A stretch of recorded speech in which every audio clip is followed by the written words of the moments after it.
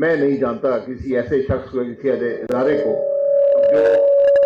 جو اپنے آپ کو ملک کے ان حالات سے بری و ذمہ کر سکے. ملک کے معاملات کا اثر آپ کو معیشت میں نظر آتا ہے.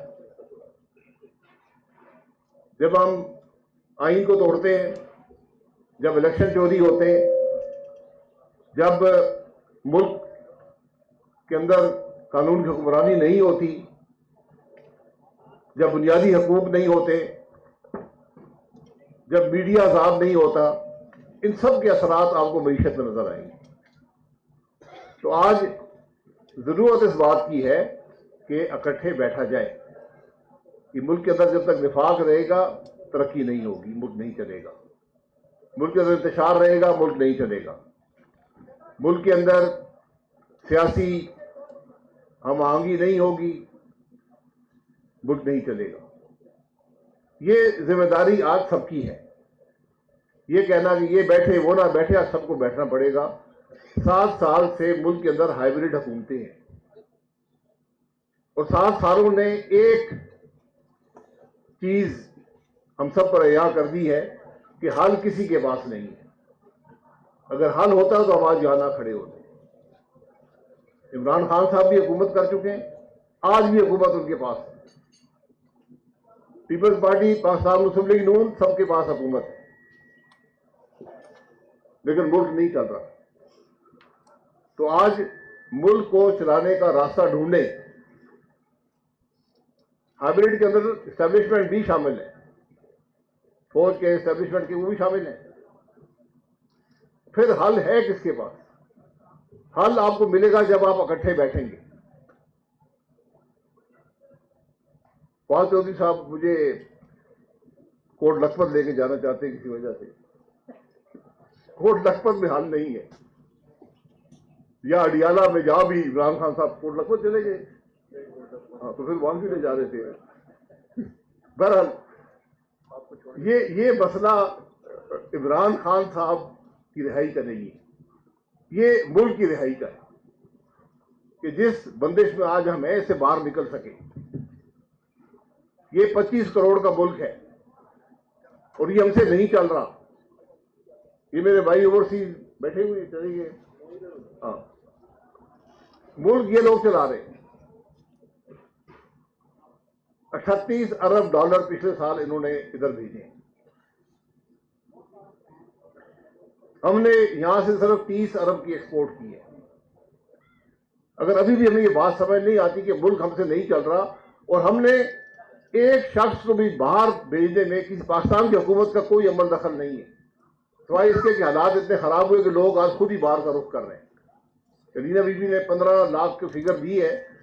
15 لاکھ 15% انکریز ہے ایک سال کے اندر, اگر یہ نمبر درست ہے.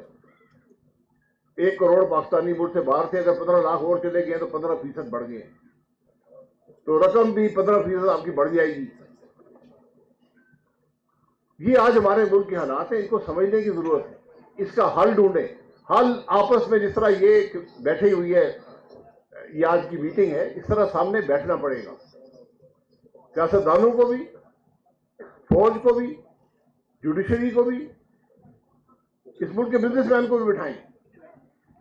یہ ناکامی ان کی بھی ناکامی ہے کہ اگر ہم آج پالیسی نہیں دے سکے, کم از کم وہ نشاندہی تو کر سکتے ہیں نا کہ ملک ترقی کیسے کرے گا. جس ملک کے لوگ خود اس کے اندر انویسٹ نہ کرتے ہو, باہر سے انویسٹمنٹ نہیں آئے گی, گروتھ نہیں ہوگی. آج ہمیں یہ اتنے سالوں بعد یہ بات سمجھ نہیں آتی. جس ملک میں قانون نہیں ہوگا وہاں انویسٹمنٹ نہیں آئے گی. یہ میرے بھائی نے ذکر کیا کہ ہم 1 ارب ڈالر, یہ شاید فواد چودھری صاحب نے خود ہی کہہ دیا کہ 1 ارب ڈالر انویسٹ کریں گے. میرے خیال 1 روپیہ بھی انویسٹ نہیں کریں گے. یہ روپیہ حب الوطنی کی صرف حب الوطنی پر نہیں آتا. جہاں روپیہ سیکیور ہو, یا انویسٹمنٹ کر کے ریٹرن بھی مل سکے, وہاں روپیہ جاتا ہے. یہ بات ہمیں ذہن نشین کر لینی چاہیے. حب الوطنی کے دعوے ہم سب کے ہیں. محب وطن لوگوں کے ملک کا یہ حال نہیں ہوتا جو آج ہمارا ہے. آج اس ملک پر قبضہ ہے اشرافیہ کا. اشرافیہ جسے ہم سمجھتے تھے, حقیقت مجھے علم نہیں تھا, لیکن آج میں دیکھتا ہوں کہ کسی کے لیے قانون اور ہے، میرے لیے قانون اور ہے. اس طرح ملک نہیں چلا کرتے. ان باتوں کا فیصلہ آپ ایک ایجنڈا رکھیں، ملک کو سامنے رکھیں. عمران خان صاحب کی رہائی کا حل بھی اسی میں ہے. ملک کے معاملات درست ہوں گے، ملک کی معیشت درست ہوگی، ملک کی سیاست درست ہوگی، یہ ریاست چلے گی، ملک کے اندر عدل کا نظام ہوگا، عمران خان صاحب کو بھی انصاف مل سکے.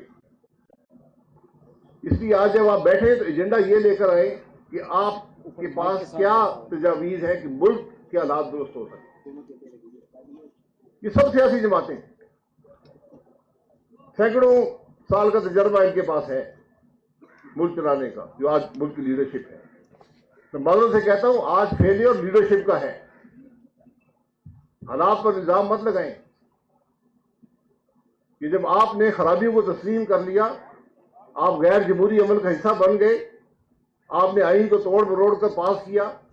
یہ خرابیاں ہیں جو ملک کو پستی کی طرف لے جاتی ہیں. تو آج جب سب بیٹھیں تو ان خرابیوں کو درست کریں، ملک کو آگے بڑھانے کا راستے کا تعین کریں. یہ ہم سب کی ذمہ داری ہے، یہی اس کمیٹی کی ذمہ داری ہے. آپ کا بہت شکریہ.